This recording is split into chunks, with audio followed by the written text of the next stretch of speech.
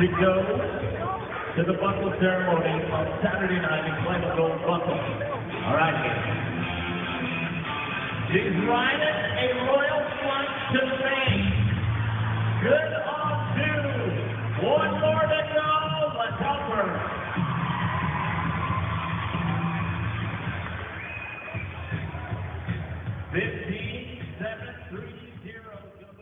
My name's Hayley Dondero Campbell.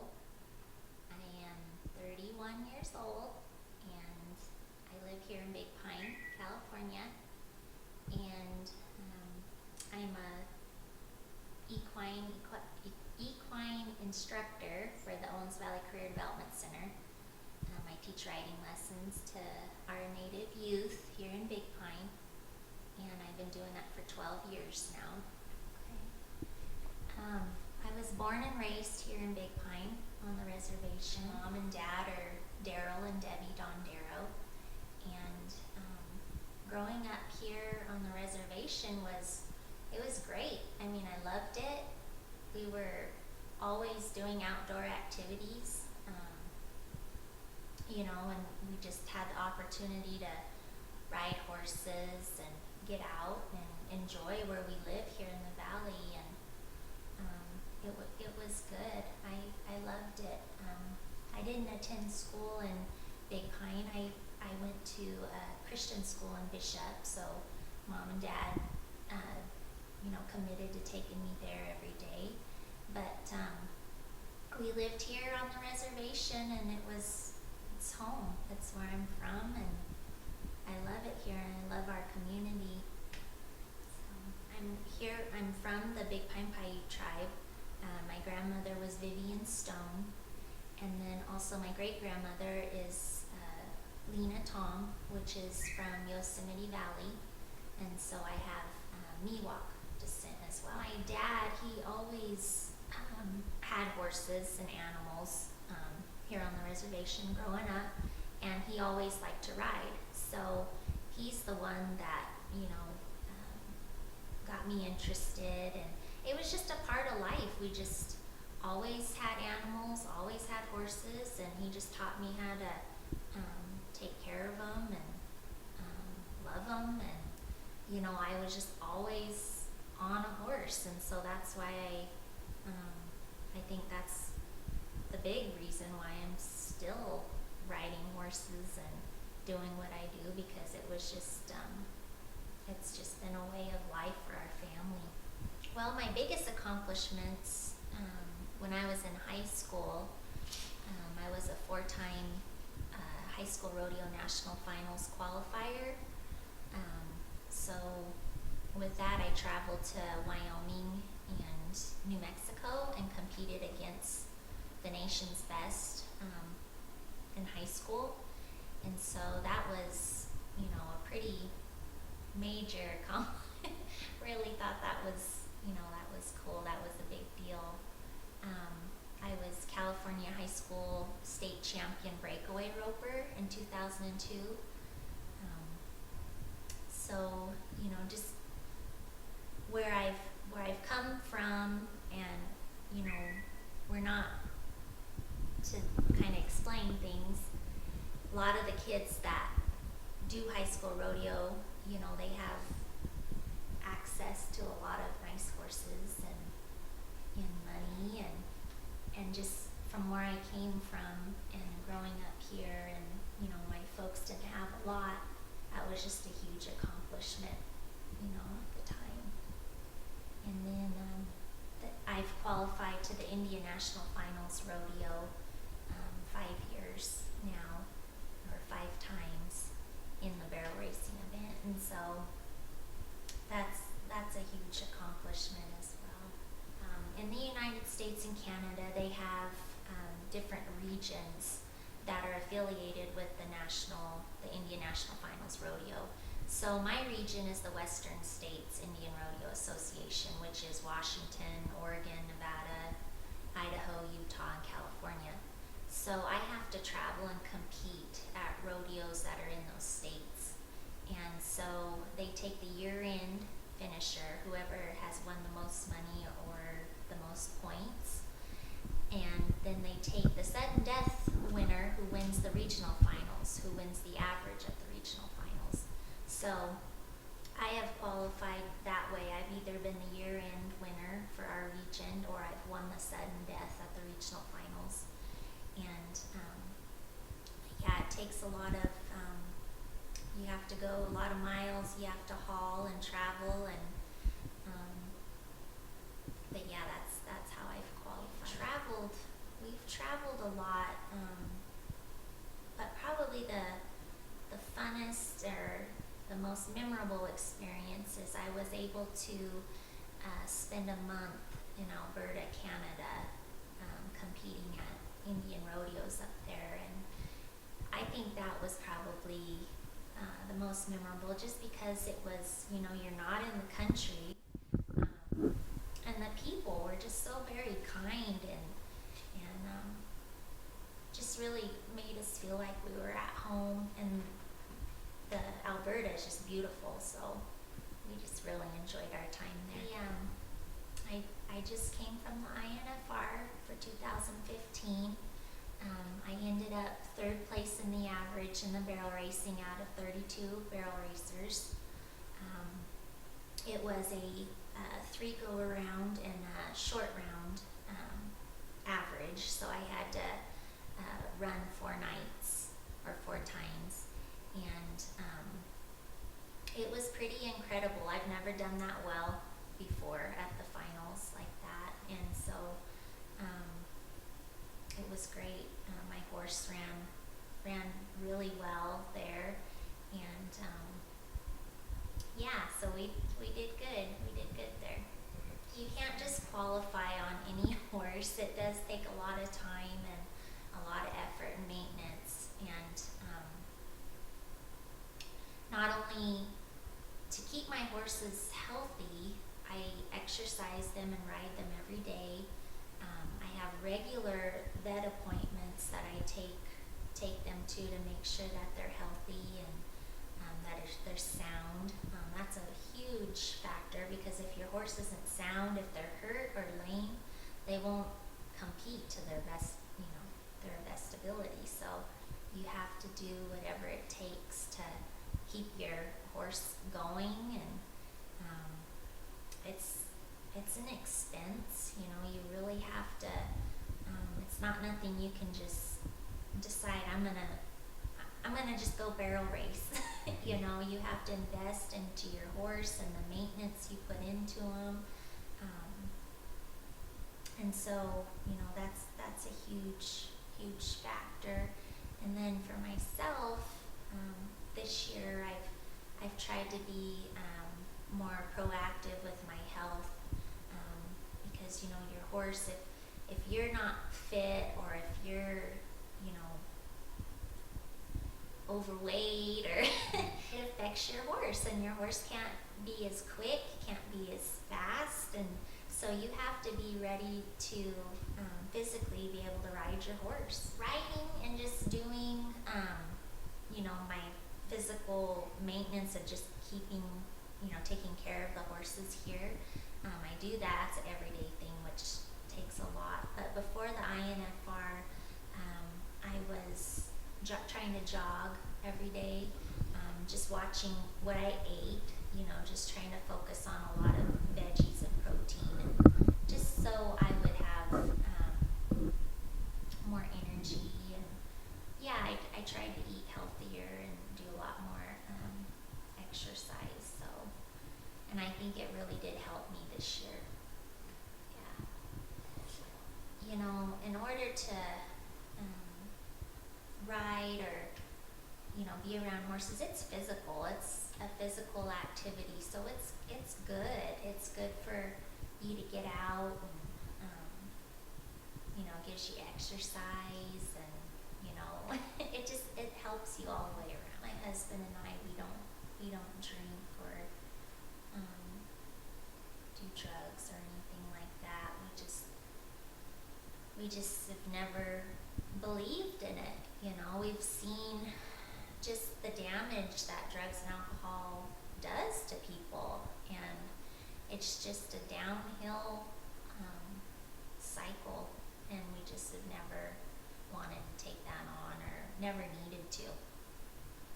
Just look around where you live, and if you do see people that are doing drugs and alcohol, you can tell that they're not happy. You can tell that they're not living a good life. Not to be judgmental or anything like that, but when you don't use drugs and alcohol, your life is much better and happier, and you're able to get a job, and it's better all the way around. And I see people that struggle with that, and it breaks my heart, and I just pray for them and just hope that one day they would be able to find a better way to live and be able to not do that anymore. And I just encourage our youth, and that that's not the way to live.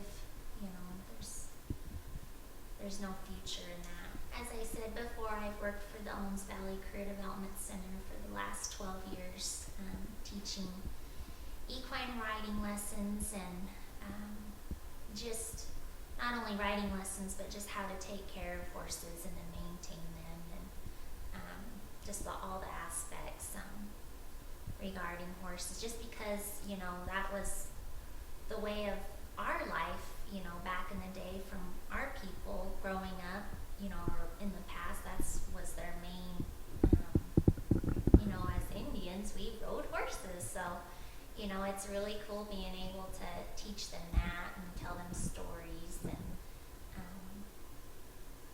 just about our ancestors and where we came from. But yeah, I do teach the kids, and I love it. I love being with the kids. I love just showing them new things and encouraging them, and I'm just very blessed to have that job here. I know I've probably taught all the kids on the reservation. One time I counted, and I had, over the years, I've been doing teaching for 12 years, and I've taught over 100 kids. But probably the most memorable is I had this one little girl. She, if I can kind of tell you a story, she came, she was being raised by her grandparents, and she came from a broken home, and this little gal, she just didn't have any confidence whatsoever, and was scared and nervous, and so she came to lessons one day, and I could barely get her to even touch the horses, just so scared and nervous. And so she just kept continuing to come to riding lessons, and I just was really slow with her and worked with her and took my time with her, and we just did little steps each time she would come.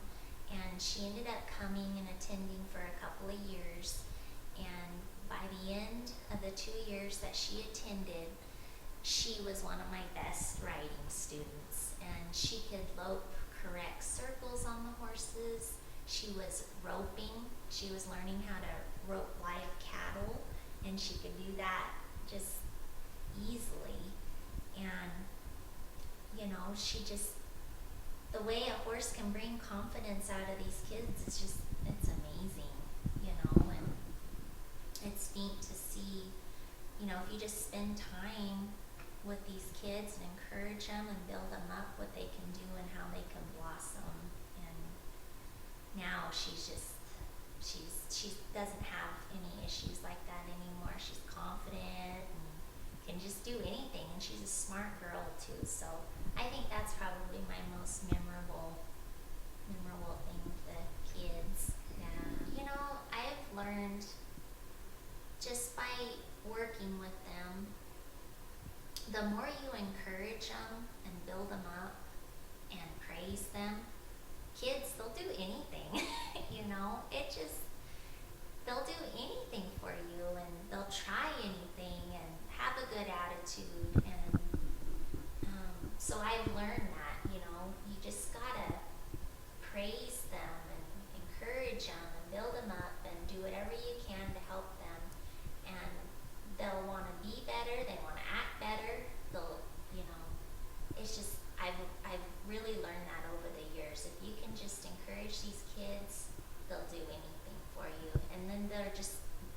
better all the way around. You know, I've had parents tell me ever since my kids have started riding lessons, they do their chores at home and they listen, and you know, they come home with a better attitude, and it's neat to hear that, you know.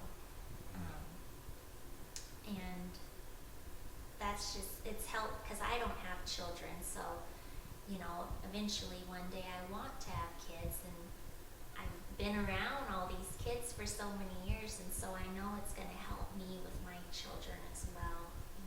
So, you know, my dad, he always did the best he could to, you know, help me, encourage me to ride, and always, you know, we always had horses, and, you know, just got me involved in the rodeo life and stuff. But when I was a teenager, I never went to any professional lessons or, you know, even had the opportunity to have riding lessons. So when I was a teenager, my mom and dad sought out to try to find me some help and with my barrel racing and riding skills. And they found this gal named Wilma Highbarger, and she was from Reno, Nevada. And so I started staying with her in the summers and taking riding lessons, and she helped me all through high school. And after high school, we just formed this friendship, and she's one of my best friends now, and she's 79 years old, and she's still barrel racing, and she's still training horses. And if it wasn't for her, I wouldn't know what I know now or be where I'm at. You know, not only was she a good help and taught me enormous amount of knowledge with horses and riding and everything, but she's just been a great friend. The last 2 years that I've qualified at the Indian National Finals Rodeo, I've rode 2 of her horses that she's trained. And so, you know, there's not a lot of people that will help you the way that she has helped me. And I'm just really grateful for her and her friendship. She has been an awesome mentor. The program, it just, even if the children don't want to pursue, you know, a horse profession one day, what they're learning when they do come to lessons is just what I try to focus on is just having respect for one another, loving one another, being kind to one another, and then how that reflects onto the animal and to the horse. You know, I really focus on with the kids, you know, encourage each other, build each other up, be helpful, and do the same with the horse, you know. And I think once they'll never forget that, you know. Kids, they're like sponges. They absorb everything. And I hope one day that when they are adults that they'll remember that, you know. Hayley, you know, always wanted me to be kind, you know, to people and to love one another. And, you know, I'm hoping that will,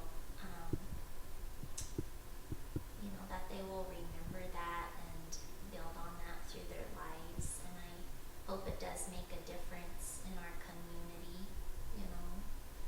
And so that's what I hope for by doing this, you know, having this program here on the reservation, that in that aspect it'll make a difference one day. You know, I don't want to be praised, or, you know, I don't want to toot my own horn or anything like that. You know, I just want people to see me and my husband just as you know, good, hardworking people who love their family and friends and their community. And, you know, I just want to be known as somebody who would, you know, somebody can count on. I want to be here for our community and our kids, and I just I want to be remembered that way, and that's probably about it. Just that I've loved all these little kids I've worked with, and put my whole heart into what I do, and hopefully it